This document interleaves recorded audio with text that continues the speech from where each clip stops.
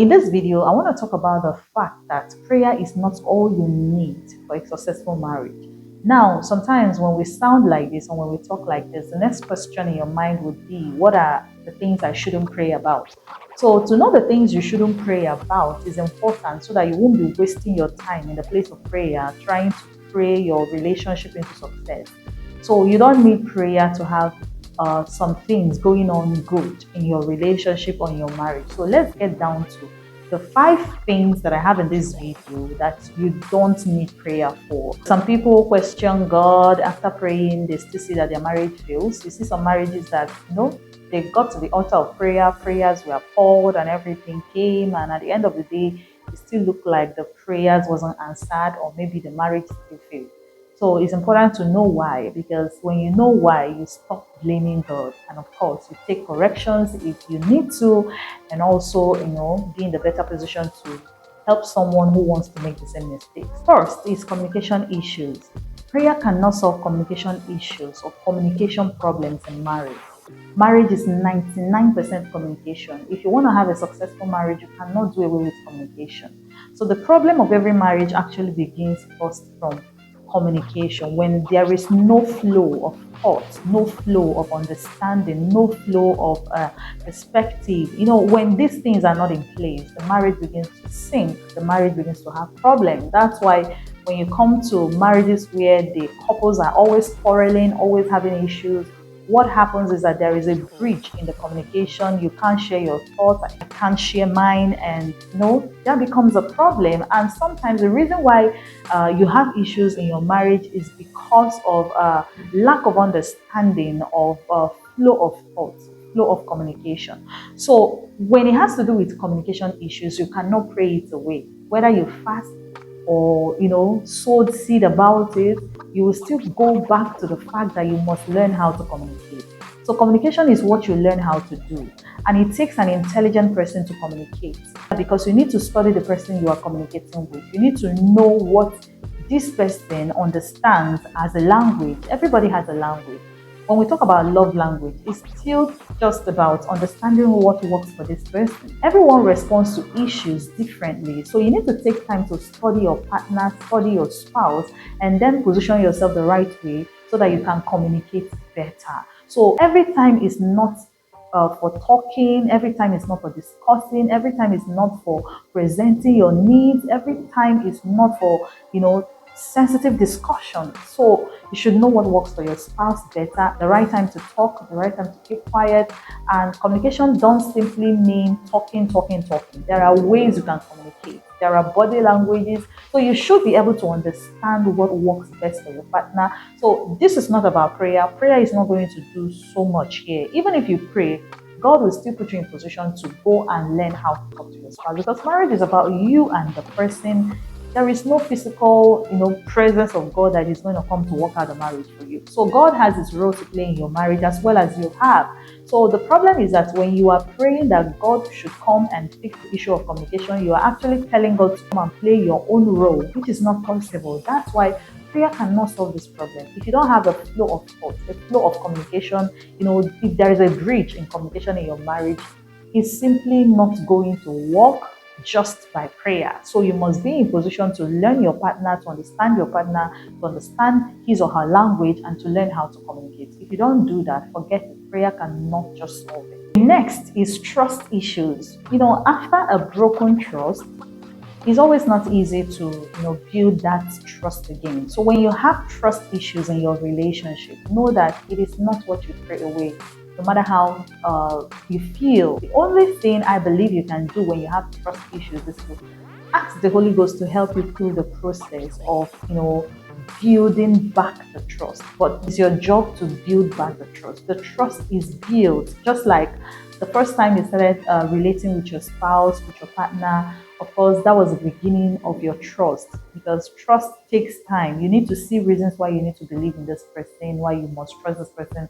That is how trust begins. So trust issues is not what prayer can just fix for you. So if you want to trust someone, you need to work on yourself. You need to believe that this person can be trusted. By, you begin with, dealing with yourself. Like myself, for example, when I had trust issues in my marriage, I had to tell myself that negative thoughts are not going to help me. So it began from me. I had to deal with the fact that I don't need to judge myself. I don't need to judge my spouse. I don't need to judge anything. I just need to free my mind. And of course, I fought negative thoughts a lot.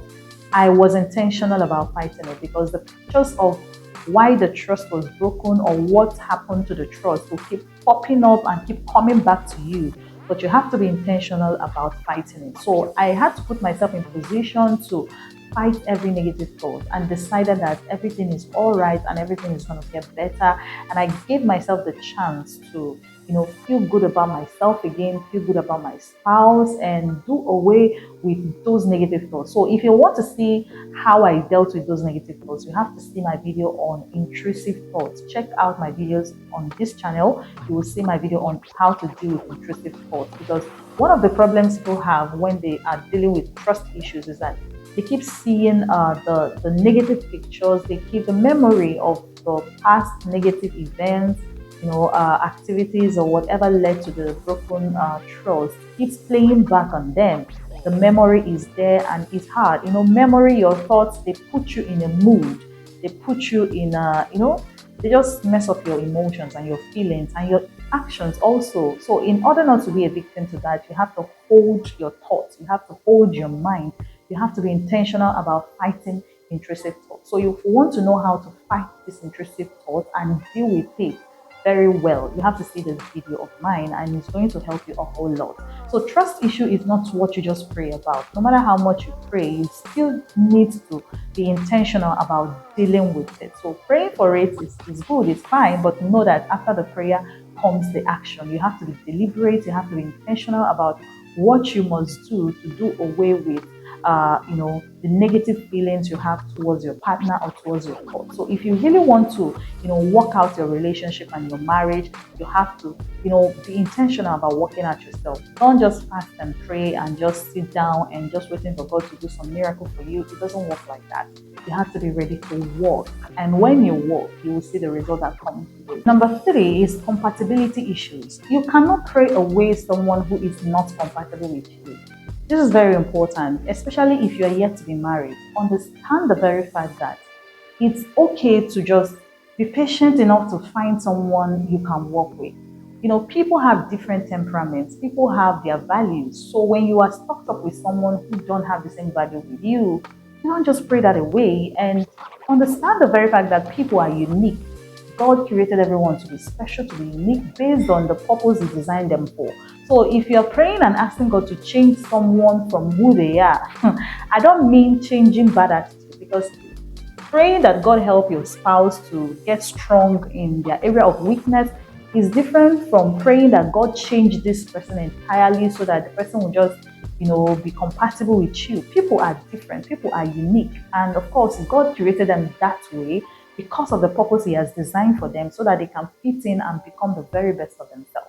So it's important to marry someone who you are compatible with. But if you are already married with someone like that, you're not compatible with the person, all you have to do is to be patient with learning the person, and that is when prayer is important. You have to pray that God help you to endure the season, the process, and God give you the wisdom to now manage such person. But of course, when you are not compatible with someone, you need to be ready to work things out. It's your decision. You need to read books. You need to, just look out for the ways to really work with this person, because compatibility is about understanding this person, understand his moves, understand her moves, understand their values, the things they can deal with, understand their boundaries, understand. You just have to learn them. So temperament is very important. So if you need to study temperament just to be compatible with him or her, you have to, of course, apart from temperament, people have characters that they learn from their background,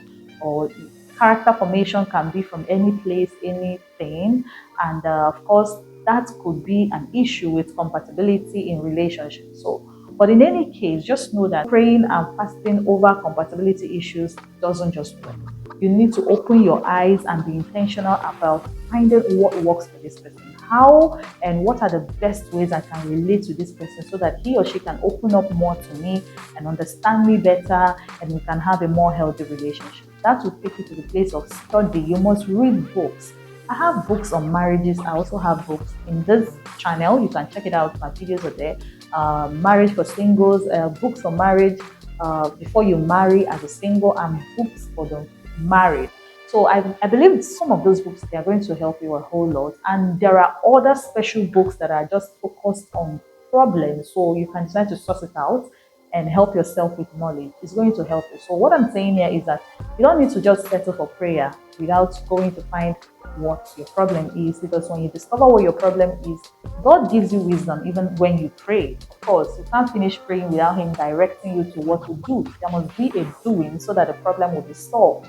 And if there's a doing, it means that prayer is not all you need. Prayer is important, but when it comes to marriage, you must act, you must do something, and something must be done, because you are interacting with a human being who has flesh and blood. He's not a spirit. But in some cases, of course, prayer is enough. But when it comes to compatibility, of course, don't dare praying alone. You need to do something about it. You need to work things out. You need to act. Get up on your feet and do something. Find what to do and do it so that you fix the problem. So financial stress is the next relationship problem prayer cannot solve. You cannot expect God to throw money from heaven. Of course, if you have financial stress in your marriage, praying is not all that is needed. You need to go to work. If you cannot work, learn something that is going to give you money. You can go learn a skill. You can just know that you need to work so that you earn. Of course, the Bible says that God gives us wisdom to make wealth. So when it comes to money, when it comes to finances, you just have to work for it. There is nothing like praying and hoping that God will do something. Of course, the place of prayer is there, is important, but prayer cannot just do it alone. You need to work. You need to, whatever your hands finds to do, you need to do them well. Jesus was a carpenter. Of course, you need to, as long as you want physical cash, money, you need that currency. You have to work. So when it has to do with financial stress in marriage, don't just pray alone. You need to get to work. Find your source of income. Find something you can be doing, then you can be trusting God. Finally, is establishing healthy boundaries.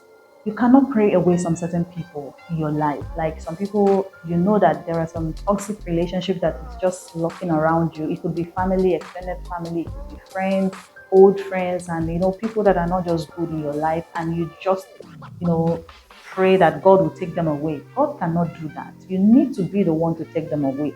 There are some things God cannot do, and one of it is taking people. God can actually put you in position in the right environment to do the needful, but you must do the needful so that you complete the work part of it. So when it has to do with people that you know that they are in your space, or they are disturbing you or distracting you in marriage, you don't just need to pray them away. Some of them you need to walk them away. Just like the Bible said that you should cast out the devil and he shall flee. So you need to walk some people away by wisdom. Depending on who the person is, by wisdom you can, and some you need to rebuke.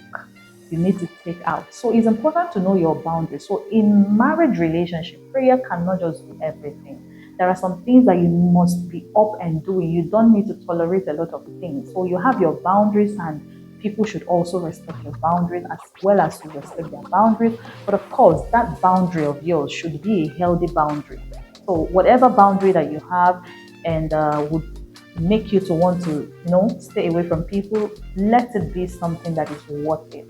So when you know that your boundary is worth it, just go ahead and make sure that you don't just pray and sit down waiting for God to take some people out from your life, or to, take some people out of your marriage relationship. No, you need to do something about it. Some people you need to draw the lines on how they come to your house, and some people you need to, just stop taking their calls, and some people you just need to stay far away from them, and to some people you just ask God for wisdom, but you must do something about it. So you don't just pray. So if you find this video helpful, please subscribe, give me a thumbs up. My name is Esther Christian. Share this video and don't forget to comment.